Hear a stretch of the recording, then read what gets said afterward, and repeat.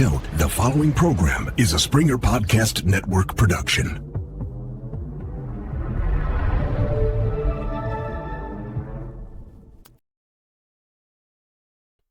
They tell you to be nice, help people, give everyone a chance, treat people the way you want to be treated. So, that's what I did.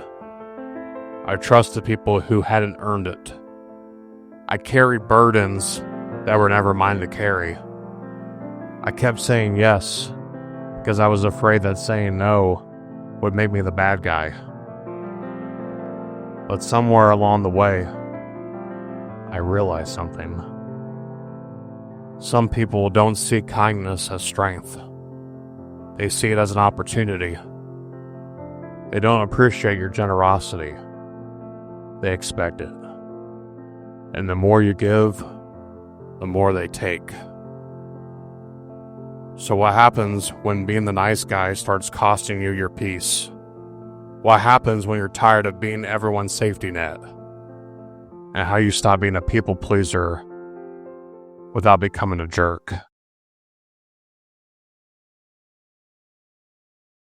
Hello, ladies and gentlemen. Welcome back to the Cody Springer Show. And I want to start off today's podcast by asking a very interesting question.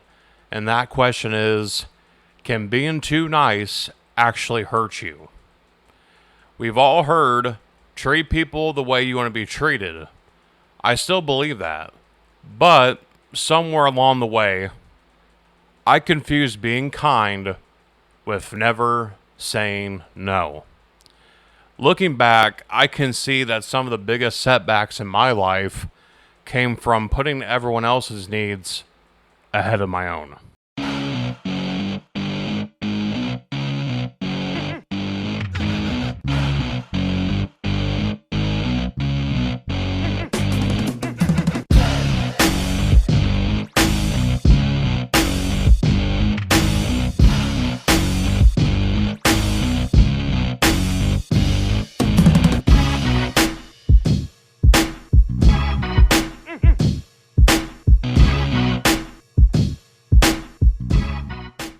So my first big lesson in being way too nice came from my very first roommate.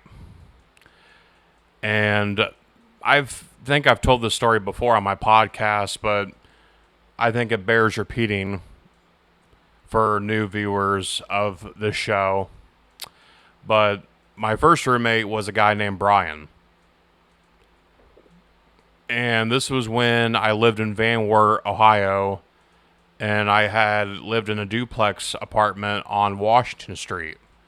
It was right by a gas station and next to the county jail. And this guy named Brian started working at McDonald's, and he was older, he was tall, he worked in the kitchen, and he was just telling me and a couple other people at work about this guy that he was staying with, and that he wasn't allowed to come into the house, and he had to sleep on the front porch. And I felt bad for him. Now people can say, "Oh, Cody, you blindly believed him." Yeah, that's ignorance on my part, but I was younger then and stupid. But I wanted to help him out. I wanted to be a friend to him. I wanted to help him out. So, I told Brian, "Hey, man, you can come stay with me at my place for a while, save up your money, get on your feet, and then once you get your own place, then, you can move out," And Brian was totally, for that idea. He said, "Okay, man, just let me know when." And then he moved in, and, he had been staying with me for a while. And one day he told me, like, "Hey, man, how much do I owe you?" I'm like, "What do you mean?" He's like, "Well, you're letting me stay at your place and everything. Like, how much do I owe you?" I'm like, "Oh, man, you don't owe me anything. I'm just trying to help you out. I want you to save your money, and so that way you can save up and get your own place." And He's like, well, man, I'm not going to stay with you for free. You know, I mean, how much? I mean, can I give you money for groceries? Can I give you money for rent? And you know, I just told him like, well, you can, you know, help me get some groceries. You know, you can, you know, pay for, you know, groceries and stuff like that. So that's what he did. And then he also gave me a couple $100 to put towards the rent as well.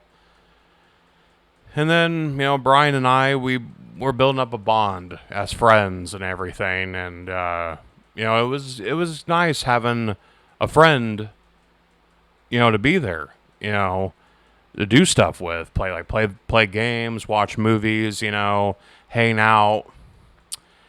And, you know, so I just told Brian, like, hey, man, you know, instead of this just being a temporary thing, do you just want to, you know, stay as my roommate and pay half the bills? And he, of course, he was all for that. So that's what we were doing. We went 50-50 on everything, and you know, it was working out good. And then Brian had a confrontation with another employee, and it led to him quitting McDonald's. But he got hired to Arby's in Van Wert. And I was like, you know, I told him, like, hey, man, you know, it's no big deal. You know, if Arby's is working out better, if they're going to pay you more money, go for it. So he was at Arby's for a little while, and then he came home one day, and he said he had been fired by Arby's. And I was like, what? Like, what the fuck? You know, why did they fire you? And he's like, I don't know, man. They didn't really give me a reason. They just told me that they were letting me go. Now, I kind of felt like there was a little more to the story why he wasn't working there anymore. But I didn't press him on it because, you know, I felt like it was a shitty situation, and I didn't want to make him feel bad by pressing him further. So I just let it go. You know, I believed him, and I carried the financial burden from there on because, you know, I thought that's what a good friend does. And I had to because, you know, technically it was my name under the lease.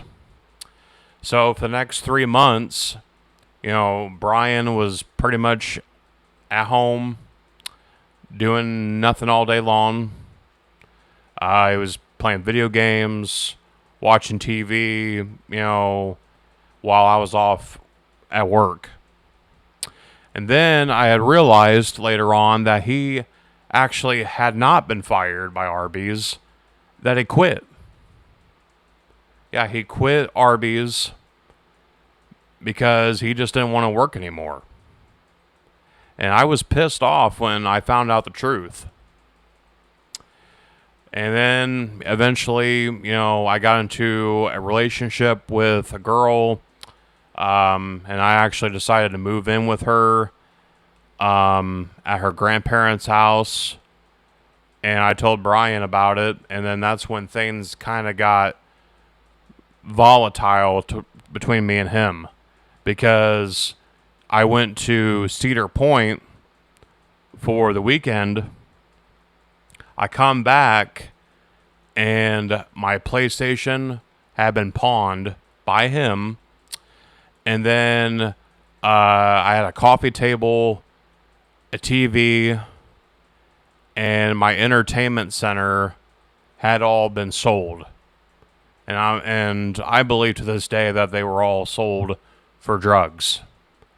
You know, because Brian was also doing drugs too at the time. And yeah. So I had to go to court because the only thing I could get him on was the PlayStation. That was the only thing that I could take him to court on, was the PlayStation, because he had pawned it. So, you know, I was able to press charges against him for theft. And yeah, he had to pay me back in restitution for the cost of the PlayStation because they made me pay the pawn shop to get my PlayStation out of pawn. So that way the pawn shop wasn't out anything, which I think that was bullshit because it was my property that was pawned without my permission. But I had to do it, and they told me that, Brian would just pay me back in restitution, which he did. Brian paid me back all the money in restitution for the PlayStation. And then at that point, Brian and I went our separate ways. I have no idea where he's at today. He could be, in jail, prison, mooching off somebody else, or possibly dead. But I'm hoping that if he is still out there and still alive, that he is a better person now than what he was years ago. But the lesson I learned is that helping someone who's trying to get back on their feet is one thing. Supporting someone who's choosing not to stand on their own is something completely different. And now let's discuss when I was a manager at McDonald's, because I think as I look back and in my life and me being way too nice, definitely my time at McDonald's was one of those times where I was just too nice to people. And what I mean by that is, I wasn't demanding enough. I wasn't assertive enough. And when I would have my closing shifts, I was pretty much in charge, because during the day, the general manager would be in, and basically she would be running things, but the closing manager, who worked from basically 4 p.m. to closing time, was the one in charge. So they were the main authority over the entire McDonald's restaurant. So, I worked a lot of closing shifts during my time at McDonald's. Now, keep in mind, I was there for 5 years. And I would walk in with a plan, and I had people placed where I wanted them to be, because we had to do lineups.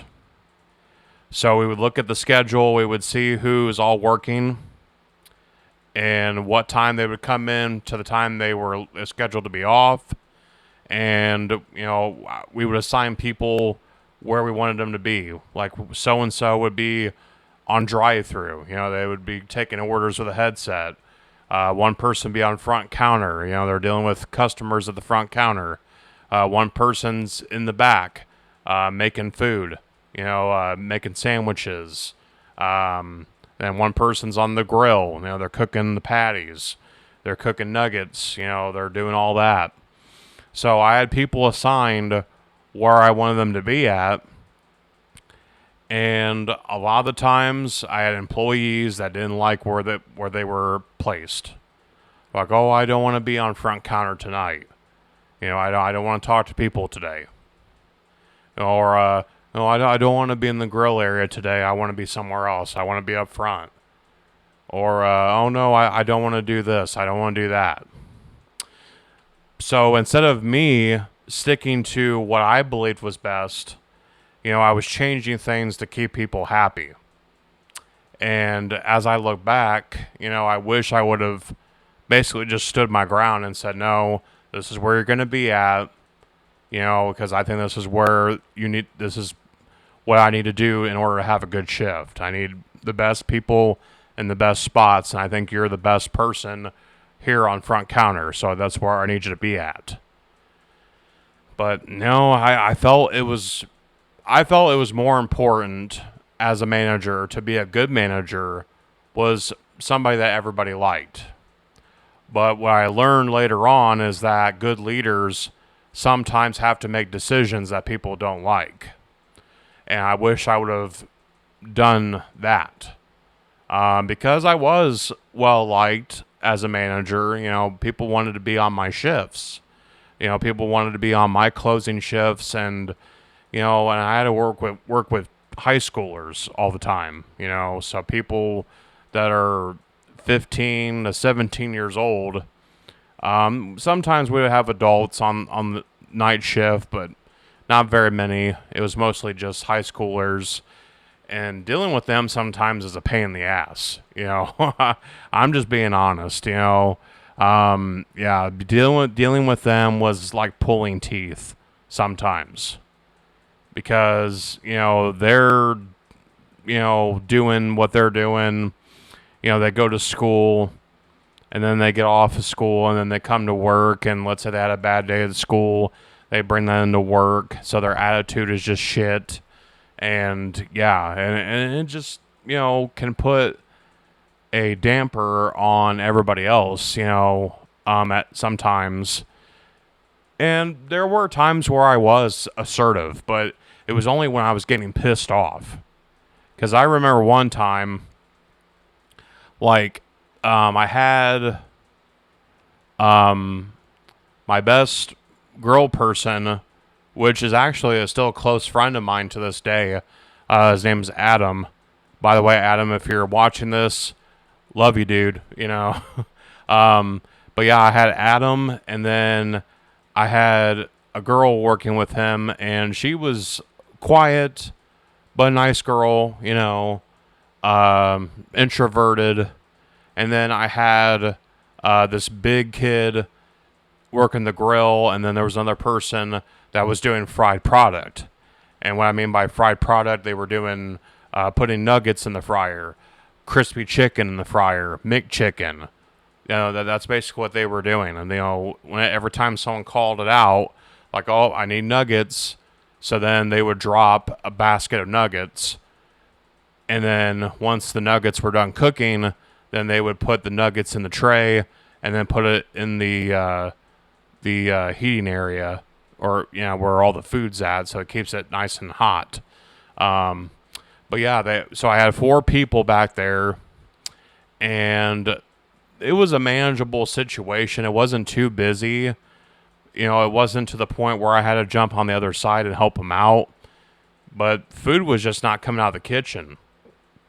And I was getting agitated. I was getting pissed because, I was like, come on, guys. Like, what's going on? And I started getting on their ass about it. And I got pissed, and I started having a go at all of them. And that girl who's introverted, she got upset to the point where I thought she was about ready to cry, because I had never raised my voice at her, never had a reason to.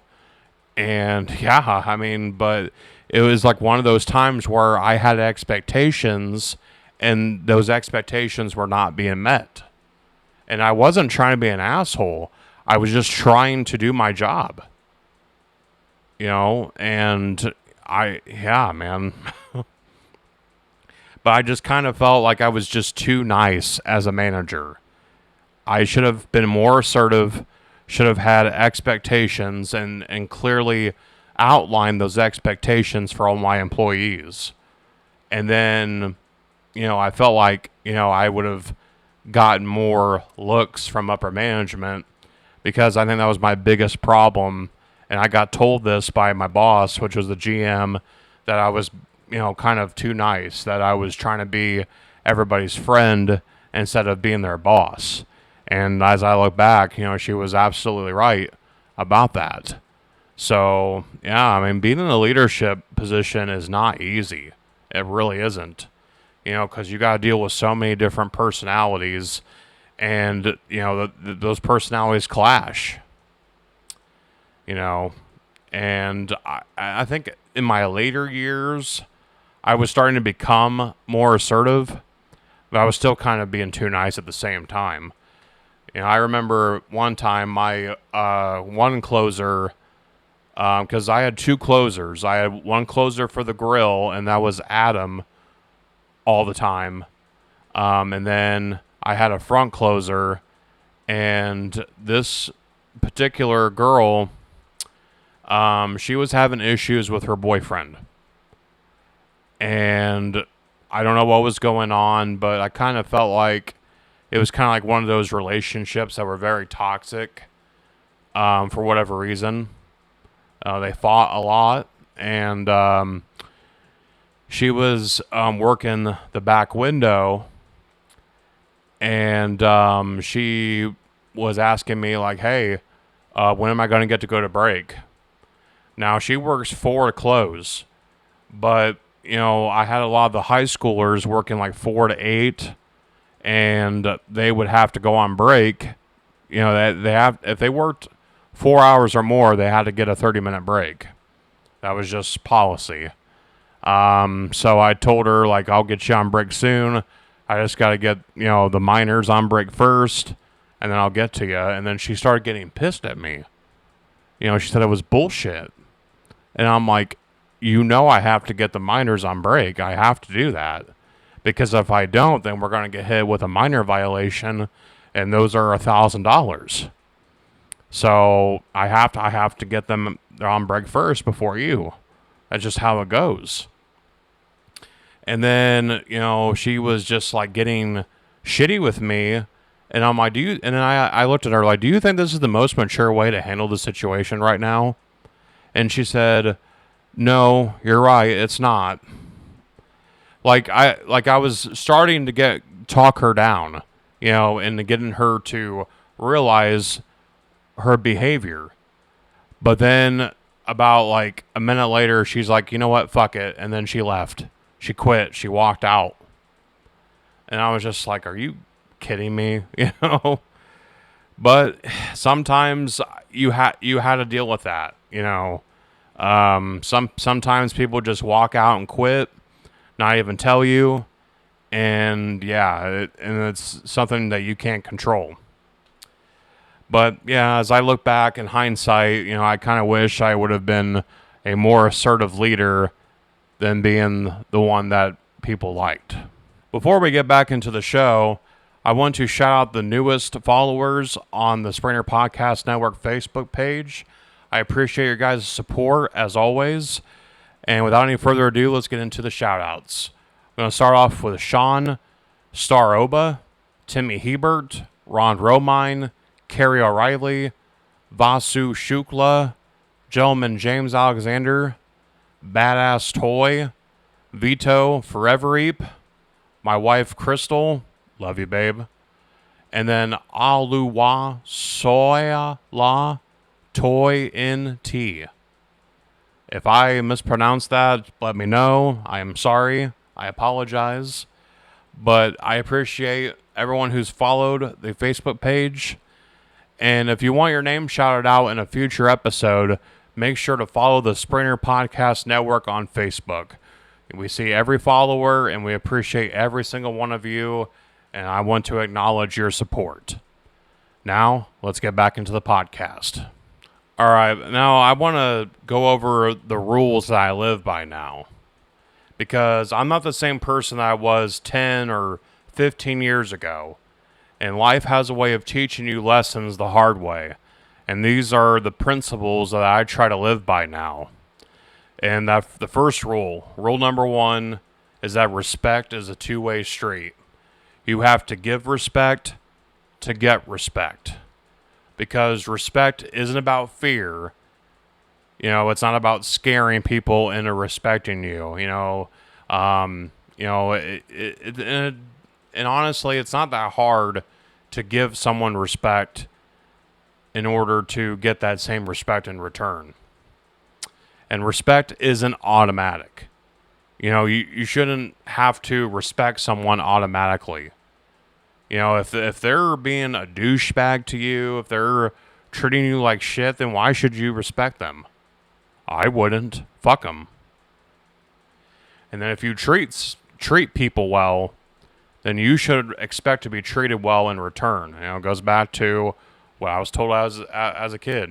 Treat people the way you would want to be treated. So, and then if someone consistently disrespects you, it's okay to step away. If you have a friend and you think they're a great person, you love them, but if they're constantly disrespecting you, then it's okay to step away from them. Either they'll learn to respect you or they won't. Respect goes both directions. If you're asking for it, then you should be willing to give it as well. And rule number 2 is that loyalty is earned, not given. Let's go back to my roommate, my first roommate. I used to give loyalty immediately to people because I wanted to believe the best in people. But now my viewpoint is completely different. I'll be loyal to you, but loyalty isn't automatic anymore. It comes with trust, consistency, honesty, and showing up when it matters. 100%. Rule number 3 is that boundaries don't make you a bad person. It is okay to say no to people. And one of the biggest misconceptions out there is that you saying no to someone makes you selfish. No, it don't. Because boundaries protect your peace, protect your family, protect your time, and protect healthy relationships. So yeah, don't be afraid to say no, especially when it comes to it interfering with your space, your family, and your relationships. And my next rule is that there's a line between being assertive and being an asshole.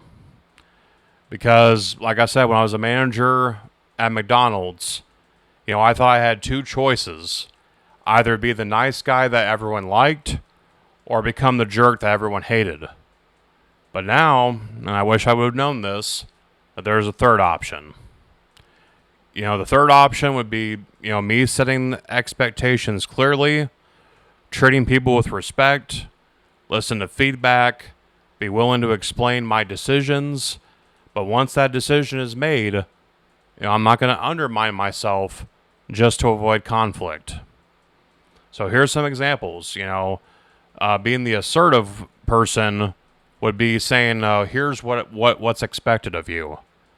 Now, being an asshole would be, basically saying, do it because I said so.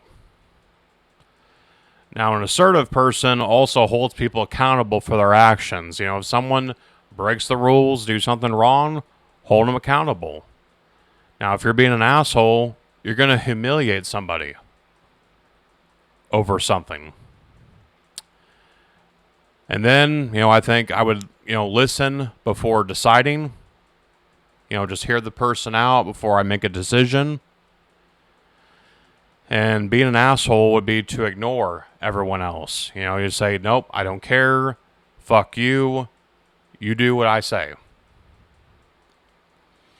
Now, I think an assertive person can also respect people, while an asshole belittles people. And I've seen, people do that when I was at McDonald's. My fellow managers would belittle people, and it would piss me off.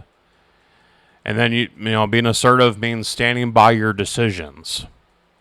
Now, being an asshole is trying to control everyone. Point is that confidence and respect can exist together. Before we get back into the show, I want to take a second to give a shout out to the other podcast that's on the Springer Podcast Network, and that is Pro Wrestling Focus. This week's episode is available right now, and if you're a WWE fan, you're going to want to check it out. I break down the biggest stories in professional wrestling, give my thoughts on the current product, talk about the latest news and rumors, and share my analysis on everything happening in and around WWE.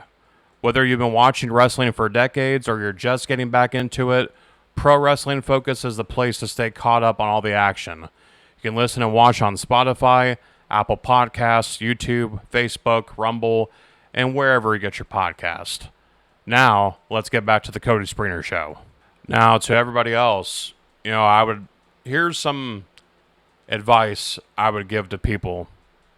If you've been like me and struggling with being too nice of a person, I would ask more questions before helping. And there's nothing wrong with that. If someone comes to you and asks for help, and you're not comfortable with stuff, or you think things are going to be complicated, ask questions. I don't think there's anything wrong with that. And then I would trust actions more than words. People can talk, but it's more so what people do is what matters. And then I would stop trying to make everyone happy, because you're not going to be able to make everyone happy. Do not people please, because that's just going to make you unhappy in the long run. And then saying no isn't being selfish, like I said before. Saying no isn't being selfish. Saying no is you having respect for yourself. And then I would stick with my decisions when I'm responsible for leading. If I was leading people, a group of people now, I would stick by my decisions. And I would rather earn respect than temporary approval.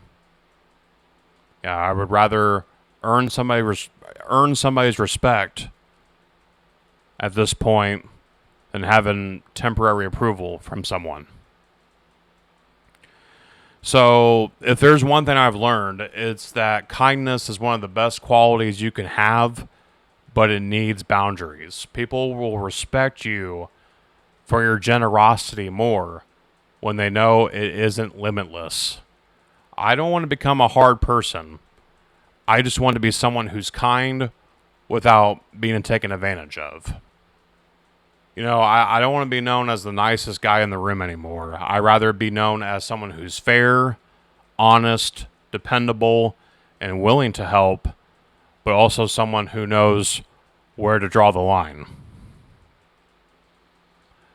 So, if there's any message to get out of this podcast today, it's that being a good person doesn't mean saying yes to everything or everyone.